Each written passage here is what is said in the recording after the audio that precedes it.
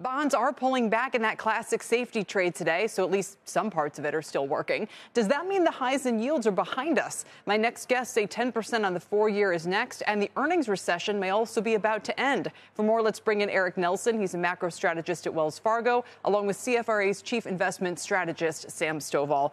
Welcome to both of you. Eric, I'll just start with you. Bonds are all the action these days. And do you think what's happened in the Middle East is in some ways a catalyst for the rally that you've been expecting? Not so much, Kelly. I mean, it certainly has been something of a contributor. I think part of it is that you've had an extreme move here, 100 basis points in a very short space of time. And obviously we did have some relatively good jobs growth numbers last Friday. We do like to say that, markets do tend to, an uptrend peak on good news. So perhaps there's a little bit of realization we couldn't sell off much more in the treasuries on this relatively good number. We had some, as you said, some geopolitical catalysts. And, the Fed has been a little bit more cautious with regards to further hikes. So all that has contributed to some pullback in yields here. When we say it looks like you're expecting maybe 4% to be the next kind of level or where we're headed by early next year, is that because you're bearish on the economy or kind of what's implied there for GDP?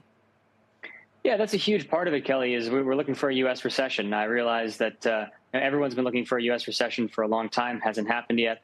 The key here, though, is it's going to be a grind for the next few months, probably 1 or 2 months. We're going to consolidate here, maybe go a little bit lower. That next big 50 to 75 basis point move back down to 4, though, is going to take a recession, I think. And right now, with where U.S. jobs numbers are printing, we're just not quite at the level where we're going to start to see a big rally here. We're going to have to wait for that, I think. Sam, I heard the R word. I got to bring you in because you're saying, hey, everybody, while the macro recession, who knows, may yet still be upon us, the earnings recession may actually be about to end. Is that right?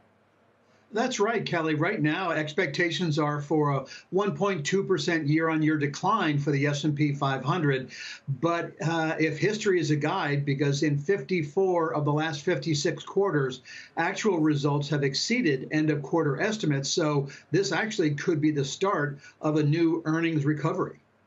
And so when you say the start of an earnings recovery, then that could be one factor perhaps underpinning the S&P. So what's priced in right now and kind of where does that leave us on valuation and where do you see earnings headed? Well, I see earnings headed up by 8% in the fourth quarter and about 12% for all of 2024, with each quarter being successively higher. Right now, we are looking at the PE on the S&P trading at about a 10% premium to its average going back to 2000. But typically in the early phase of a bull market, you do tend to see PE multiple expansion because prices lead fundamentals and investors are diving back into stocks in anticipation of earnings to follow suit. Yeah, and to some, this will look like maybe an early part of recovery. Some of us are worried we're just picking up pennies in front of a bulldozer. So what's been going on? I don't know, Sam, if you can speak to this off the top of your head, but what's been going on with corporate revenues where we understand, nominal GDP in the economy certainly ain't growing the way it once was?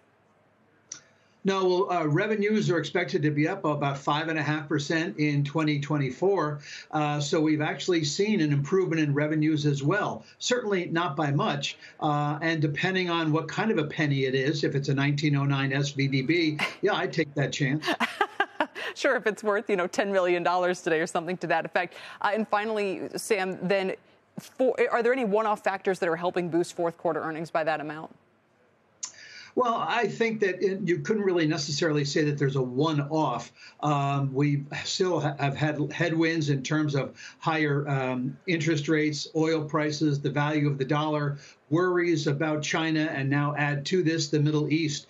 But certainly, should we end up seeing many of these headwinds start to dissipate, then I think that would make people feel better about the future. And with the banks the first to come up, the major center banks are expected to show a 3% gain versus a 26% loss for the regionals. If the quality, the loan quality remains elevated, then I think that could allow investors to breathe a sigh of relief.